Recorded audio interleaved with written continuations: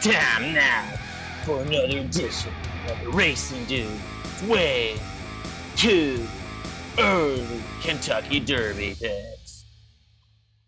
Welcome back to Racers.com. I'm Magic, and we're taking another look at Aaron Halterman's Kentucky Derby Top 5. The top 5 contenders at the 2022 Kentucky Derby were to be run this Saturday. Aaron, I'm excited. We haven't done this a little bit. We're going to go through refreshing. Lots of big major prep winners have come out. A lot of horses coming from the same race, so we'll see how many horses make the top 5 from the Kentucky Jockey Club Stakes. But give us who is number 5 on your list. Well, I put Classic Causeway number 5. I just think he earned it. He went so fast early in the Sam F. Davis and was still able to hold on, and not just hold on, but kick away from those horses. Now, it's questionable what was behind him. I get it. I understand that. But I just feel like he deserves to be that number 5 horse right now because of those fast fractions. Now, you talk about the Jockey Club. The 6th horse is White Abario. It's almost a 5A and 5B. I think those two are very hard to separate. But right now, I'll stick with number 5 with Classic Causeway. Second and third place finishers in the Kentucky Jockey Club Stakes. That tells me Smile Happy is going to be on the list here. Is he number 4?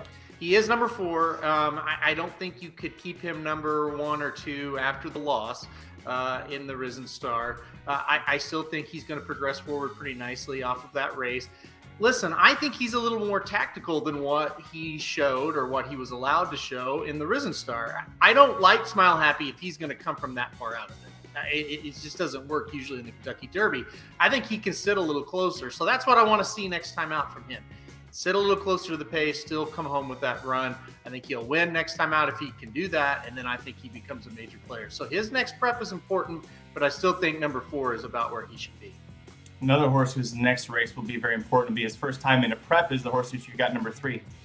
Yeah, Emmanuel for Todd Pletcher, and it is super important. I mean, this horse showed tremendous talent in an allowance race at Tampa Bay Downs, but it's going to be a much different animal when he takes on a stakes company. We're thinking the Fountain of Youth. I think that's what makes sense for him. Listen, he's kind of been forgotten about a little bit, right? I mean, you don't run in preps, and now the big preps are here, and everybody's talking about all these different horses that are actually running in them. His day is coming, and like you said, it's going to be massive. This horse is number 3 on my list.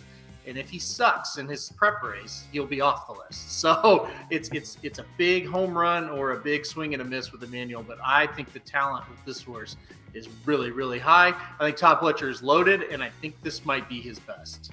Like so many undefeated Pletcher trainees this time of year, it's very much boom or bust. And we're always hoping for boom because it's exciting whenever the Todster's got a good one on the Derby trail. Number 2 is a horse that just defeated Smile Happy and looks very strong. I personally think he's the best horse on the trail. Talk to me about Epicenter. Well, I think he is certainly, without any doubt, the best horse that's eligible for the Kentucky Derby right now, and that is Epicenter. And listen, Steve Asmussen has never won the Kentucky Derby. He's my favorite trainer, so obviously I'm rooting very much for him to get it done. And I think he's got a great shot with Epicenter. He was dominant in the Risen Star. You know, a lot of people, including myself, thought, man, that pace of the Risen Star, it might be pretty quick. I don't know how he'll handle that. He can't clear those horses. He was all by himself. That's dangerous in any dirt race going along in the United States, especially the Kentucky Derby. If you're the speed of the speed, sometimes you're really, really tough to run down. He's still got more challenges. He's only been down there at the fairgrounds when he's been beating a prep stakes company, at least. So, you know, how much better will the competition get? You know, he's going to have a tougher challenge once he gets out of there. But I'll tell you, the Risen Star was billed to be a pretty strong race. And a couple of the strong contenders showed up and ran second and third behind him. So I think that was a pretty strong race.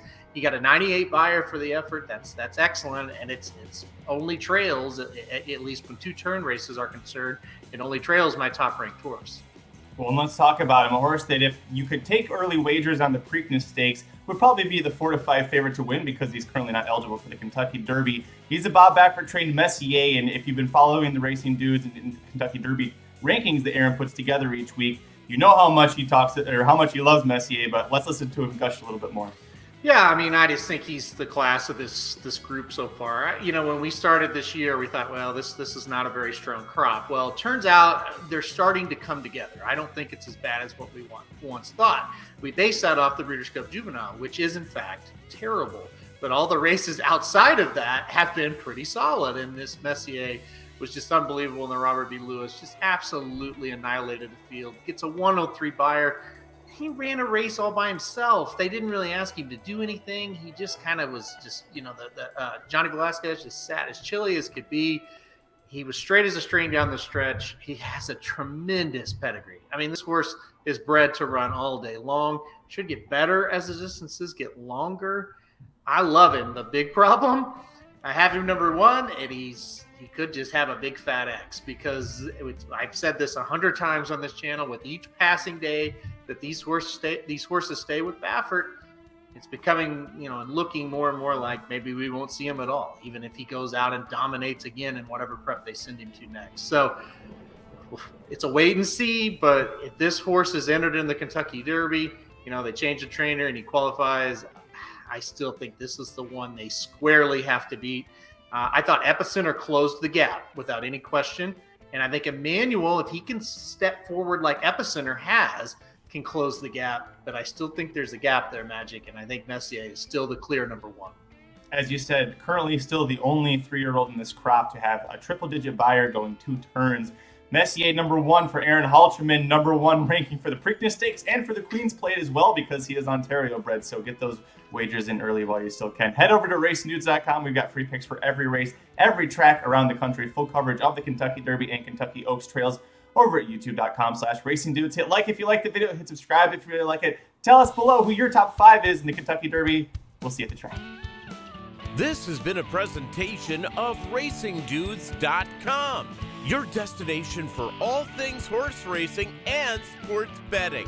Whether you want free winners, expert insider picks, up-to-the-minute trackside weather reports, or podcasts and videos for bettors of all skill levels, never make another wager without visiting the Racing Dudes first.